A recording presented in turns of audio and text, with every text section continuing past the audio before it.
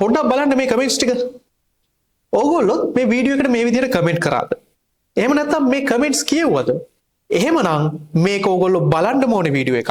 මේ පුංචි කාරණේවස මීට දින කිහිපයකට කලින් දාපු ලංකාවේ සර්ච් චාර්ජ් එක එහෙම නැත්නම් 150ක අධිභාරයත් සමග ජපානයේ ඔක්ෂන් එකේ මිල ගණන් අඩුවීම සහ වැඩිවීම සම්බන්ධව පුංචි කාරණේවස දාපු වීඩියෝ වලට ආපු කමෙන්ට්ස් කීපයක්. මේ කමෙන්ට්ස් වල සරල සාරාංශය තමයි මේගොල්ලෝ මේ හැමෝම අහන්නේ, ඔයගොල්ලෝ හැමෝම ගොඩක් අය අහලා තිබුණේ ලංකාවේ ටැක්ස් එකක් ගහපු පළියට කොහොමද ජපානයේ ඔක්ෂන් එකේ මිල අඩු හෝ වැඩි වෙන්නේ? ජපානයේ ඔක්ෂන් එකේ බිඩ් කරන්නේ ලංකාව විතරද? ලෝකේ අනිත් රටවල් බිඩ් කරන්නේ නැද්ද? ලංකාව වගේ පොඩි රටකට පුළුවන්ද ජපානයේ ඔක්ෂන් එකේ මිල ගණන් වෙනස් කරන්න? හරි. ඒකට සරලම උත්තරයක් දෙන්න තමයි අපි මේ වීඩියෝ එක කරන්නේ. පොඩ්ඩක් අපි යමු මෙන්න මේ පැත්තට. අපි වාහන දෙකක් ආශ්‍රයෙන් මේක සරලව තේරුම් කරගමු. මේ තියෙන්නේ Toyota Race 2023 සිට 2025 දක්වා නිෂ්පාදනය කරපු வாகனවල 2025 ජනවාරි සිට අප්‍රේල් දක්වා ජපානයේ වාහන වෙන්දේසි 120ක් ඇසුරෙන් හැදිච්ච ඇවරේජ් chart එකක්. මේ chart එකේ තියෙන්නේ මේ වාහන වැඩිපුරම පිට් කරලා තියෙන රටවල් මොනවද කියලා. දැන් මේක බැලුවාම ඉතාලම පැහැදිලි සරලවම තියෙනවා. Toyota Race එක ශ්‍රී ලංකාව 82.3ක් බිට් කරලා තියෙනවා. ඒ කියන්නේ Toyota Race එකට වැඩිච්ච බිට්ස් වලින් 82.3ක් වැදිලා තියෙන්නේ ලංකාවේ. 7.6ක් වැදිලා තියෙනවා ටැන්සානියාවේ. 6.1ක් වැදිලා තියෙනවා කෙන්යාවෙන්. 4ක් වැදිලා තියෙනවා පාකිස්තානයේ. ඉතින් ඕක තමයි Toyota Race 2023 සිට 2025 දක්වා වාහනවල ඔක්ෂන් එකේ මාකට් ෂෙයා එක. ඒ කියන්නේ 82ක්. ඒ කියන්නේ අති විශාල ප්‍රමාණයක්. දෙගුණයකට වඩා වැඩි ප්‍රමාණයක් Toyota Race එක ජපානයේ මාකට් එකේ බීට් කරලා තියෙන්නේ අපි මේ කියන පුංචි ශ්‍රී ලංකාවේ. අපි තවත් වාහනයක් බලමු. අපි මං කියවනේ වාහන දෙකක් අරන් අපි මේක සංසන්දනය කරනවා කියලා. මේ Honda Vezel RV5 එක. මේකේ නිෂ්පාදිත වර්ෂ 2023 සිට 2025 දක්වා රිසල්ට් පීරියඩ් එක, ඒ කියන්නේ ඔක්ෂන් එකේ බිඩ් වෙලා තියෙන දිනවක අනුව 2025 ජනවාරි මාසයේ සිට 2025 අප්‍රේල් මාසයේ දක්වා. මෙතනදිත් ඔබට පේනවා 82ක මාකට් ෂෙයා එකක් Honda Vezel එකටත් තියෙන්නේ ශ්‍රී ලංකාවේ.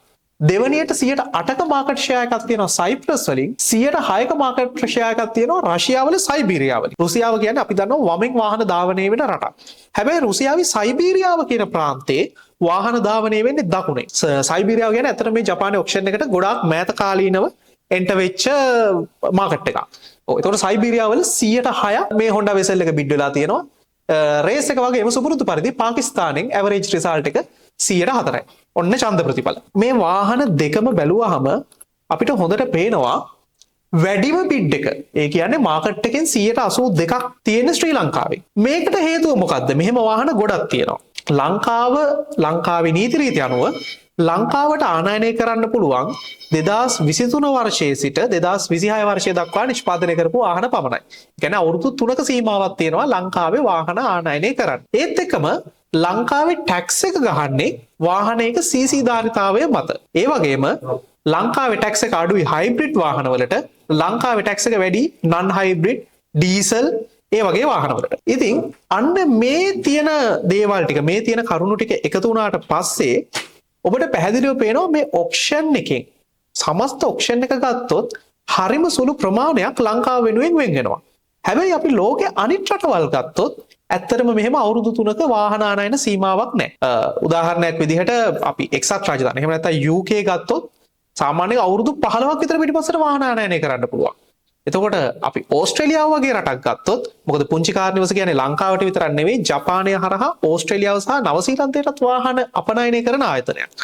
එතකොට මේ රටවල් ගත්තත් මේ රටවල් වල දීලා තියෙනවා ගවර්න්මන්ට් එකෙන් මෙන්න මේ වාහන ආනයනය කරන්න පුළුවන් මේ අවුරුදු සීමාව ඇතුලේ කියලා. එතන අවුරුදු 10ක් පරණ වාහන තියෙනවා, 15ක් පරණ වාහන තියෙනවා, 25ක් පරණ වාහනක් තියෙනවා. හැබැයි ලංකාවේ නීතිය හරිම ස්ට්‍රේට්. අවුරුදු 3ක් ඇතුළත වාහන පමණයි ආනයනය කරන්න පුළුවන්. මේ ඔක්ෂන් එකේ තියෙන සියලුම අවුරුදු 3ක් පරණ, ඒ කියන්නේ අවුරුදු 3ක කාල සීමාව ඇතුළතදී නිෂ්පාදනය කර සහ low engine capacity, ඒ කියන්නේ 1500 cc වලට වඩා අඩු වාහන. ගොඩක්ම මාකට් වෙන්නේ 1000 cc වාහනවල මාකට් ෂෙයා එකෙන් 80ට වැඩි ප්‍රමාණයක් අයිතිය තියෙන ශ්‍රී ලංකාවට. එතකොට මෙතන උත්තරේ හරිම සරලයි. ඕනෙම ප්‍රොඩක්ට් එක්ක ඕනෙම මාකට් එක්ක වැඩි පංගුවක් අත්පත් කරගෙන සිටින මාකට් එකට ඕනම දෙයක වැඩි පංගුවක් අත්පත් කරගෙන සිටින මාකට් එකට අනුකූලව තමයි ඒ ප්‍රොඩක්ට් එකේ ඩිමාන්ඩ් එක තීරණය වෙන්නේ. එතකොට දැන් Toyota Race කියන වාහනේම අපි ගමු 80%ක් මේක ඔක්ෂන් එකේ බිඩ් කරන්නේ ලංකාවේ. හැබැයි Toyota Race එක මේ 2023 25 අතර වාහන විතරයි. මොකද 2022 21 වාහන ලංකාවට ගේන්න බෑ. ඒවා බිඩ් කරනවා වෙන වෙන රටවල්. එතකොට ලංකාවේ ටැක්ස් එකක් ගහපු ගමන් මොකද වෙන්නේ? ටැක්ස් එකක් ගහපු ගමන් ලංකාවේ මාකට් එකේ ඉල්ලුම අඩු වෙනවා. ඊට පස්සේ ලංකාවේ ඉම්පෝටර්ස්ලා කාර් සේල්ස් පර්සනල් ඉම්පෝටර්ස්ලා ජපානයෙන් බිඩ් කරලා මේ වාහන ගන්න එක අඩු වෙනවා. මේ වාහන ගන්න එක අඩු වෙනවා කියන්නේ ඔක්ෂන් එකේ වාහන 100ක් තියද්දී සාමාන්‍යයෙන් ඒකේ වාහන 50ක් විතර not sold වෙනවා. දින කිහිපයක් මෙහෙම වෙද්දී අවසාන ප්‍රතිඵලය වශයෙන් auction prices බලාගෙන ඉද්දී අඩු වෙනවා. මේ වගේමයි ලංකාවේ ටැක්ස් එකක් අඩු කරපු ගමන් ලංකාවේ කට්ටිය පොලිමට ජපානයෙන් වාහන ගන්න පටන් ගන්නවා. ඒ විදිහට එන අධික ඉල්ලුම හින්දා නැවත auction prices වැඩි වෙනවා. මම සරලම උදාහරණයක් කියන්නම්. ලංකාවේ importing අවුරුදු 5ක් වහලා තිබිලා නැවත ඕපන් කරේ 2025 පෙබරවාරි 2 වෙනිදා. 2025 පෙබරවාරි 2 වෙනිදා වෙද්දී Toyota Race 1000cc එකක auction එකේ මිල ජපනිස් yen ලක්ෂ 16ක් විතර තමයි උනේ. හැබැයි 2025 පෙබරවාරි 27 28 වගේ වෙද්දී ඔක්ෂන් එකේ Toyota Race එක මාකට් ප්‍රයිස් එක yen ලක්ෂ 27 28 අතර වගේ ගානකට ගියා. ඒ කියන්නේ yen ලක්ෂ 10කින් වැඩි වෙලා yen ලක්ෂ 10ක් කියන්නේ රුපියල් ලක්ෂ 20කට වඩා වැඩි වුණා. ඒක තමයි මොකද Toyota Race කියන්නේ ඒ කාලේ හැටියට ගොඩාක් ඩිමාන්ඩ් එකක් තිබ්බ වාහනයක්. අදටත් හොඳ ඩිමාන්ඩ් එකක් තියෙන වාහනයක්. මේක ජපානයේ ඔක්ෂන් එකට රිජුවම් ඉෆෙක්ට් වුණා. දැන් කෙනෙක් අහයි මේක වෙන්නේ ලංකාවෙන් විතරද කියලා. අනේ නෑ. ඇත්තටම ලෝකේ හැම රටකින්ම මේ දේ වෙනවා. මම තව වෙනත් රටක් අසුරෙන් උදාහරණයක් කියන්නම්. මොකද පුංචි කාර්යස මාකට් එකේ ඉන්න රටක් තමයි ඕස්ට්‍රේලියාව. සාමාන්‍යයෙන් ඕස්ට්‍රේලියාවට ආනයනය කළ හැකි වාහන ලිස්ට් එකක් ඕස්ට්‍රේලියානු රජයෙන් දීලා තියෙනවා. මේකට කියන්නේ රෝවෝ ලිස්ට් එක කියලා. ඉතින් මේ ලිස්ට් එකේ එක්තරා වාහනයක් මේ වාහනේ Mitsubishi Evolution කියන වාහනේ Mitsubishi Evo කියලා අපි කියනවා.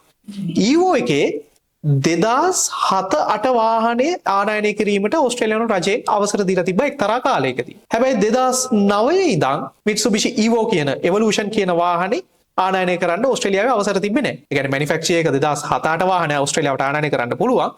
2009 වාහනේ ඕස්ට්‍රේලියාවට ආනයනය කරන්න බෑ. එතකොට ජපානයේ ඔක්ෂන් එකේ Mitsubishi Evolution කියන වාහනේ 2007-8 එකේ මිල සාමාන්‍යයෙන් yen ලක්ෂ 4කින් 5කින් වැඩි වුණා 2009 අලුත් මොඩල් එකට වඩා. මේ same trim level එක සමහර විට mileage එකත් අඩුයි. ඒ වුණාට 2009 වාහනේ ජපානයේ ඔක්ෂන් එකේ මිල අඩුයි. 2007-8 වාහන ජපානයේ ඔක්ෂන් එකේ මිල වැඩි. හේතුව ඕස්ට්‍රේලියාව තමයි මේ Mitsubishi Evo කියන වාහනේ වැඩි මාකට් ෂෙයා එකක් දිනාගෙන හිටිය ඔක්ෂන් එකේ.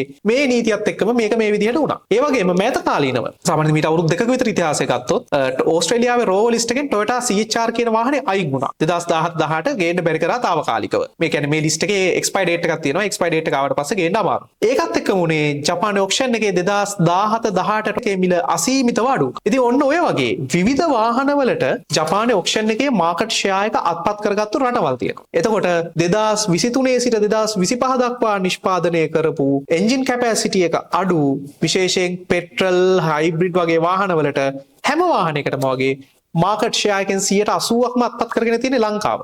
ලංකාව පොඩි මාකට් එකක්, ලංකාව පොඩි රටක්.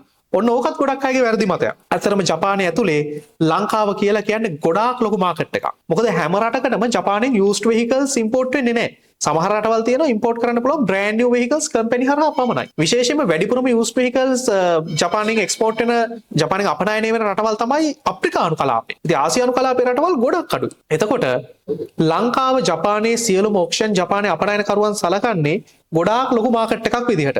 ලංකාවේ මාකට් එක 2020 වහලා 2025 නැවත ඕපන් කරද්දී ඔබ නොදන්නා කාරණය ජපානයේ ගොඩක් වාහන අපනයන සමාගම් බංකොලොත් වෙලා තිබ්බා. මොකද මේ සමාගම් ඩිපෙන්ඩ් උනේ සම්පූර්ණයෙන්ම මේ ලංකාව කියන පොඩි රටේ මාකට් එක මත. ඒ හින්දා මේ ලංකාවේ මාකට් එක අන්ඩෙස්ටිමේට් කරන එක එච්චර හොඳ දෙයක් නෙවෙයි. කොහොම හරි මේ දාපු කමෙන්ට් වලට ඔබට පිළිතුරක් ලැබුණා කියලා අපි හිතනවා. නැවතත් සරලම පිළිතුර 2023 සිට 2025 දක්වා එන්ජින් කැපැසිටි අඩු වාහනවල 80%ක් මාකට් ෂෙයා එක තියෙන්නේ මේ පුංචි ශ්‍රී ලංකාවට. ලංකාවේ ටැක්ස් එකක් අඩුවීම වැඩිවීම හෝ ලංකාවේ ආනයනය පවත්වා ගැනීම තහනම් කිරීම කියන කාරණා දෙක මත ජපානයේ ඔක්ෂන් එක උඩු යටි කුරු වෙනවා. එහෙමනම් දැන් අපි නිශ්ශබ්දව මෙන්න මේ කමෙන්ට්ස් ටික කියවමු.